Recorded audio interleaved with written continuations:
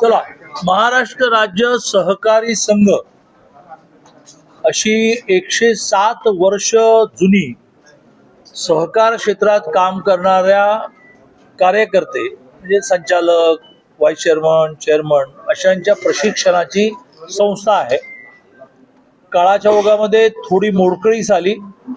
त्या मोडकळीस येण्याचं एक कारण असं झालं की प्रत्येक सहकारी संस्थेला आपल्या संस्थेतल्या डायरेक्टर, चेअरमन, व्हाईस चेअरमन यांच्या प्रशिक्षणासाठी प्रॉफिटच्या काही पर्सेंटेज, स्मॉल पर्सेंटेज हा शुल्क म्हणून द्यावा लागायचा. मध्ये कोणीतरी असं म्हटलं हा सहकारी संस्थांवरचा भार आहे आणि ते बंद झालं.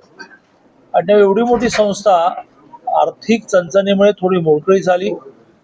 आमचे नेते प्रवीण दरेकर जे सहकार चळवळीतलं मोठं नाव आहे, मुंबई बँकेचे चेअरमन आहेत, स्वयं अर्थसाहित पुनर्विकासाच्या महामंडळाचे कॅबिनेट मंत्री दर्जा असणारे अध्यक्ष आहेत. त्यांनी या संस्थेत लक्ष घालायचं ठरवलं. निवडणूक न होऊ देता जवळजवळ बिनविरोध निवडणूक झाली, त्यामुळे निवडणुकीचा खर्चही वाचला. आणि आता त्यांनी ठरवलंय की हे खूप बेसिक काम आहे, प्रशिक्षणाशिवाय सहकार क्षेत्र काही खरं नाही. म्हणून मग त्यांनी हे जे त्यांचं मूळ हेडक्वार्टर आहे, जिथे सगळे बोर्ड बसावं, मिटिंग व्हाव्यात, निर्णय व्हावे अशी कल्पना आहे, त्याच्या नूतनीकरणाच्या उद्घाटनाला मला बोलवलं. मला बोलण्याचं एक लॉजिक असं आहे की मी सहकारमध्ये 2 वर्ष होतो आणि त्या काळामध्ये खूप सहकारातले नवनवीन निर्णय मी घेतले. आता दुसरं लॉजिक असं आहे की मी संसदीय कामकाज मंत्री आहे. यातला काही कायदा आणायचा झाला तर तो मलाच सभागृहामध्ये मॉनिटर करायला लागतो.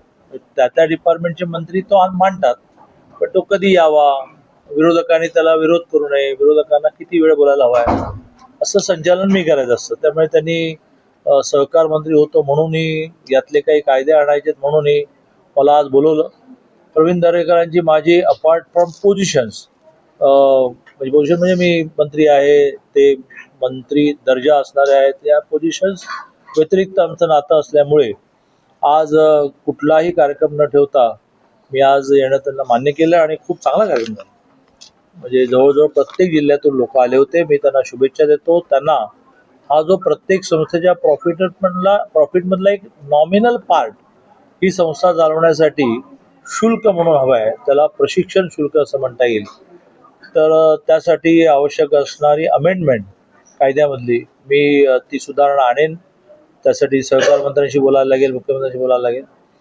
तूट तरी येईल, त्यासाठी बजेटमध्ये काही पैसे त्यांना पूर्वी मिळायचे, पुढे बंद झाले आहेत, 5 कोटीच मिळायचे, तर ती तूट सरकार देईल यासाठी आम्ही दोघे मिळून मुख्यमंत्र्यांशी बोलू. आणि सगळ्यात महत्त्वाचा मुद्दा त्यांनी मांडला की आम्हाला सहकार विद्यापीठ द्या.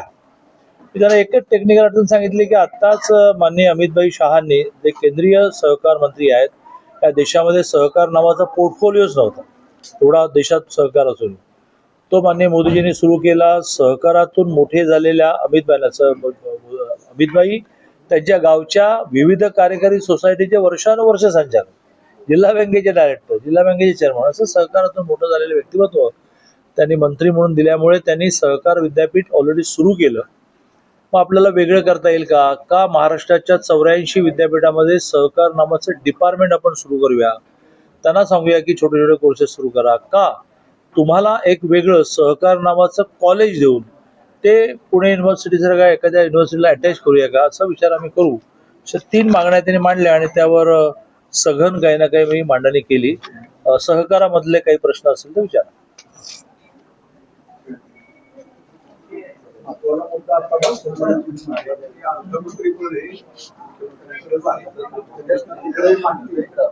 सहकारातले जे विषय आहे ते सहकार मंत्रीच त्यांना व्हायचं, तर राष्ट्रवादीकडून सहकार खातं भाजपकडून आपण घेणार आहोत.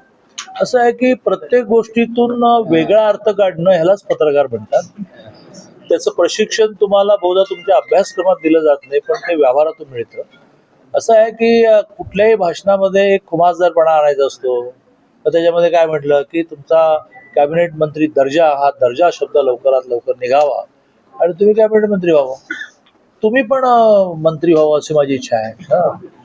तर त्यामुळे त्याने कॅबिनेट मंत्री व्हावं. मग म्हटलं की बा इतका सहकाराचा अभ्यास आहे तर तुमच्याकडे सहकार देईल. या सगळ्या आपल्या मित्राबद्दलच्या सदिच्छा असतात. आणि अर्थमंत्री आता तर देवेंद्रजी आहेतच ना, ते राष्ट्रवादीकडे देणं अजितदादांकडे असल्यामुळे ते राष्ट्रवादीचं आहे याबद्दल कोणाला शंकाच नाही. आज ते देवेंद्रजींकडे असल्यामुळे मी त्यांना असं म्हटलं की आपल्याला जो निधी मागायला लागेल तो देवेंद्रजींकडे आपण मागू. साधारण ते परत खातं दादांकडे द्यावं असं वाटतं का? सहकार मंत्री झालेले आहेत ते. याचे सगळे निर्णय आमचे मुख्यमंत्री माननीय देवेंद्रजी करतात आणि ते नुसते मुख्यमंत्री नाही आहेत तर ते अतिशय अभ्यासू मुख्यमंत्री आहेत. त्यांना माणसांचा अभ्यास, परिस्थितीचं आकलन हे सगळं कळतं, त्यामुळे ते निर्णय करतात. अशोक परब यांचा जो सहकारी होता शेळके, त्याचा काही वेळा तुम्ही अपघात झालाय, मृत्यू झाला. जागृती तर आता बऱ्याच गोष्टी तुमच्याकडूनच कळतात, तेव्हा आत्ता कळलं. माहित नाही, आत्ता कळलं तुमच्याकडून कळलं. तर तुमची मला दिवसभरात 3-4 वेळा फोनवरून बोललो की मला खूप गोष्टी कळतील. चला, जय हिंद, जय महाराष्ट्र. तो अतिशय निकटवर्ती होता, त्याची काय माहितीच नाही तर काय. माहिती मिळणार होती. अरे बाबा, आता कळलं. तुम्ही आता 4 माहिती गोष्टी देता. सहकाराच्या विचाराला असं वाटलं.